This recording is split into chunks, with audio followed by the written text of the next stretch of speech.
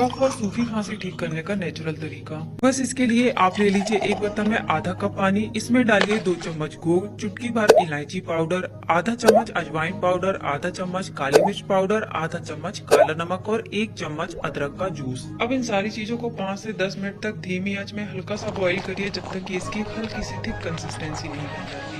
हमारा natural cough syrup बनकर तैयार है। आप इसे रोज आधा चम्मच हल्के गुनगुने पानी के साथ ले सकते हैं। यह सिरप आपके लंग्स के लिए नेचुरल क्लींजर की तरह काम करता है और गले से म्यूकस को हटाकर आपको कफ से राहत दिलाता है।